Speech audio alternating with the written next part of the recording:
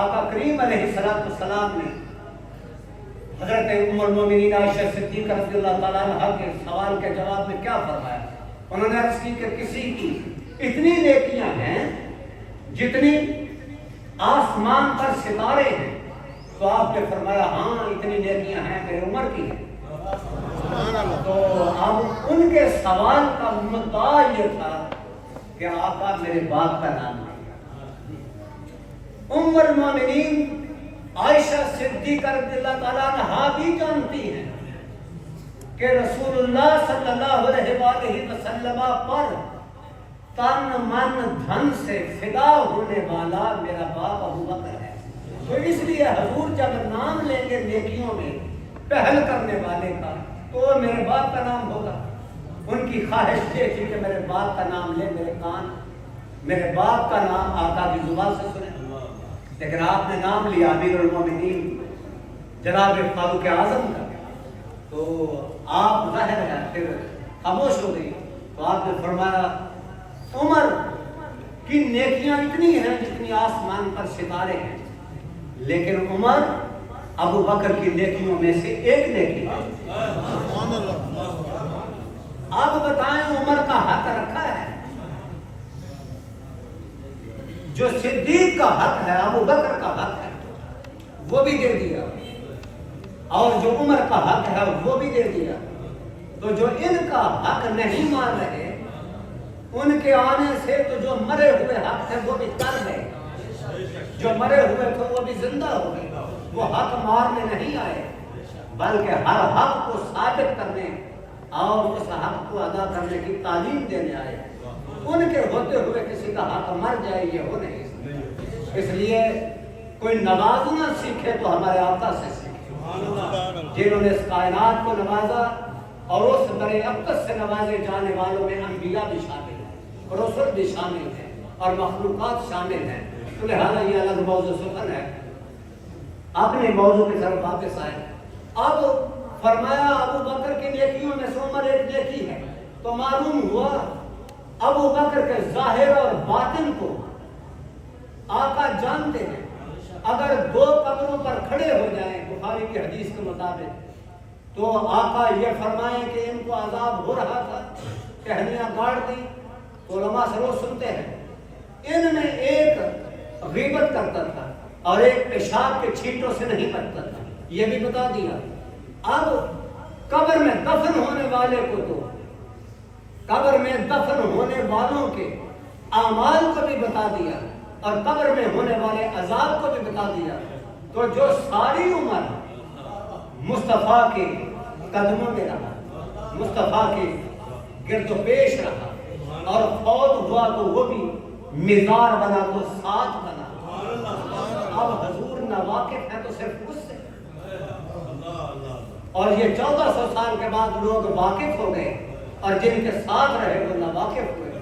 تو عزیزان گرامی قدر، ان کی تسلی کے لیے میں پھر عرض کر دیتا ہوں، کیونکہ ان کی تسلی قرآن و سنت سے نہیں ہوئی، خدائی حکم سے نہیں ہوئی، اور مصطفیٰ کے فرمان سے صلی اللہ علیہ وسلم سے نہیں ہوئی، لیکن پھر بھی بتا دیتا ہوں، جب آقا کا ایام وصال قریب آنا شروع ہوئے، آپ کی جو دنیا سے رخصت کا وقت قریب ہوا، تو آپ کی علالت کے دوران آپ نے کیا فرمایا؟ سیدہ عائشہ صدیقہ رضی اللہ تعالیٰ عنہا سے کہ آپ نے والد ابو بکر سے کہیں کہ نماز پڑھائیں۔ مسجد کس کی ہے؟ مسجد نبوی ہے۔ اب مصلی کس کا ہے؟ مصلی تو رسول صلی اللہ علیہ وسلم ہے، اور اپوائنٹمنٹ کون کر رہا ہے؟ خود ہی کھڑے ہو گئے، خود ہی کھڑے ہو جائیں گے۔ رسول اللہ کے صحابہ تو وہ کھڑے ہیں، ایک کی نماز جا رہی ہے، اس نے حضور کو بیدار نہیں کیا، اور ایک کی جان جا رہی ہے، اس نے حضور کو بیدار نہیں کیا۔ سبحان اللہ۔ غار ثور میں ایک کی جان جا رہی ہے، اس نے نبی پاک کو بیدار نہیں کیا۔ اور خیبر میں جہاں ساڑھے 3 سال آ گئی سے خیبر آتی، خیبر میں علی کی نماز جا رہی ہے لیکن حضور کو بیدار نہیں کیا، وہ خود ہی مصلی پہ کھڑے ہو جائے۔ آقا کے ہوتے ہوئے جب تک وہاں سے حکم نہ ہوگا، اور خدا فرماتا ہے نبی موجود ہیں، آپ کا کام اتباع ہے، وَاعْلَمُوا أَنَّ فِيكُمْ رَسُولَ اللَّهِ لَوْ يُطِيعُكُمْ فِي كَثِيرٍ مِّنَ الْأَمْرِ لَعَنِتُّمْ وَلَٰكِنَّ اللَّهَ حَبَّبَ إِلَيْكُمُ الْإِيمَانَ۔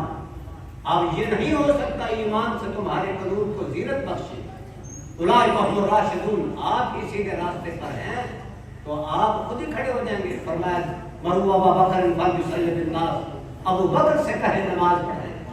اب مجھے بتاؤ، آقا کو کوئی حقدار نظر نہیں ہے؟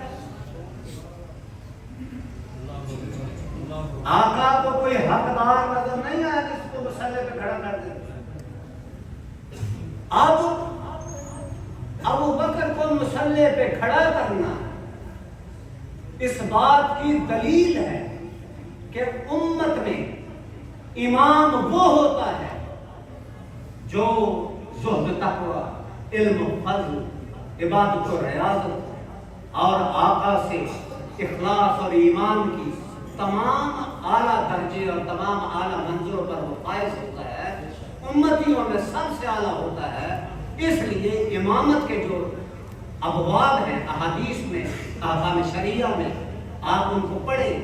امامت، امام الانبیاء امامت کے لیے اپنے مصلی پر، جس مصلی پر کھڑا ہونا آج بھی ہم سب کے لیے قابل فخر ہے، اس مصلی پر یہ کوئی لاوارث مصلی تو نہیں ہے کہ جو جی چاہتا چھین کے لے جائے۔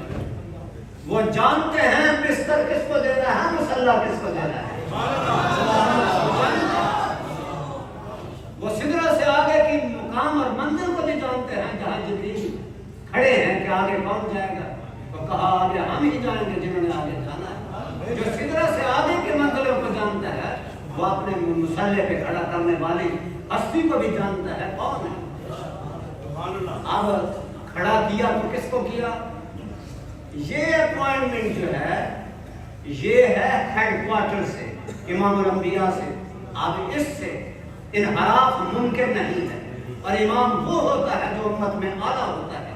اور آج جس کو امامت تفویض کی جا رہی ہے، نگاہ نبوت دیکھ رہی ہے کہ ہم اب جانے والے ہیں، اب ہمارے جانے کا وقت آ گیا۔ الیوم اکملت لکم دینکم واتممت علیکم نعمتی، دین تمام ہوا، نعمتیں تمام ہوئی، اور اب خدائی جو مشن تھا نبی پاک کا وہ مکمل ہوا، اور اب وہ وقت ہے۔ اسی لیے وصال سے پہلے فرمایا صحابہ کیا جو جملہ انبیاء آئے ہیں وہ یہاں رہے ہیں، آئے اور آ کے چلے گئے، اب میں بھی آپ کا کیا خیال ہے کہ میں آپ میں بیٹھا رہوں گا؟ نہیں، میرا کام ہو چکا، تو میں نے بھی جس طرح مجھ سے قبل پیش رو آئے، آ کے چلے گئے، مجھے بھی اب واپس جانا ہے۔ تو وہ تو باخبر ہے، بے خبر نہیں ہے۔ اور وما ينطق عن الهوى، ایک اور دلیل اس میں قرآنی یہ ہے، وما ينطق عن الهوى ان هو الا وحی یوحی۔ نبی پاک اپنی ہوا و حفظ سے، اپنی مرضی سے نہیں بولتے، بلکہ جو وحی الہی ہوتی ہے وہ نبی پاک کی زبان سے صادر ہوتی ہے، اللہ کی مرضی ہوتی ہے، نبی کا فرمان ہوتا ہے۔ لہذا یہاں نبی کی بھی مرضی یہ ہے اور خدا کی بھی مرضی یہ ہے کہ اس مصلی پر وہ کھڑا ہو جو امت میں سب سے بزرگ ہو، جو عمر میں بھی بزرگ ہے اور جو رتبے اور درجے میں بھی بزرگ ہے۔ اب کھڑا کر دیا تو عزیزان گرامی قدر، اب آئیں واپس۔ اب اس امامت کو علی نہ مانیں گے، اب اس نیابت اور امامت کو یہ نہ مانیں گے، فاروق نہ مانیں گے، عثمان غنی نہ مانیں گے، یہاں تک کہ بعد کے آنے والے صحابہ جو خلفائے راشدین میں سے ہیں وہ خود فرماتے ہیں ہم آپ کے بعد فلاں فلاں چھوڑ کے جا رہے ہیں، اس میں سے چن لینا۔ جتنے بھی خلفائے ثلاثہ ہیں باقی آنے والے، آپ دیکھیں صدیق اکبر اپنا جانشین کسے بنا رہے ہیں، فاروق اعظم جو ٹیم دے رہے ہیں کتنے لوگوں کی ہے، اور انہوں نے عثمان غنی کا چناؤ ہوا۔ یہ بے ترتیب نہیں ہے۔ امام ربانی حضرت مجدد الفیضانی سے کسی نے پوچھا کہ ترتیب کون سی ہے، رتبے اور اعتبار یعنی درجے کے اعتبار سے، انہوں نے کہا جو جمہور کا قول ہے، جو آقا کی حیات میں جس طرح وہ دور تھا اسی دور کے مطابق آج بھی وہی ترتیب چلی آ رہی ہے اور امت اسی ترتیب پر کاربند ہے۔ آقا کریم علیہ السلام کے بعد مصلی کا وارث کون ہے؟ اس لیے فرمایا جو وزیر ہوتے ہیں وہ کہاں ہوتے ہیں؟ وزیر وہی ہوتے ہیں جہاں ان کا چیف ہوتا ہے، وزیر اعظم ہوتا ہے۔ لہذا حضور فرماتے ہیں آسمان پر وزیر جبریل ہے اور میکائیل ہے، زمین پر وزیر ابو بکر عمر ہے۔ آج دیکھ لو ان کے وصال کے بعد، آقا کے وصال کے بعد وہ وزیر کہاں ہیں؟ اس لیے حکومت کل بھی مصطفیٰ کی تھی، آج بھی مصطفیٰ کی۔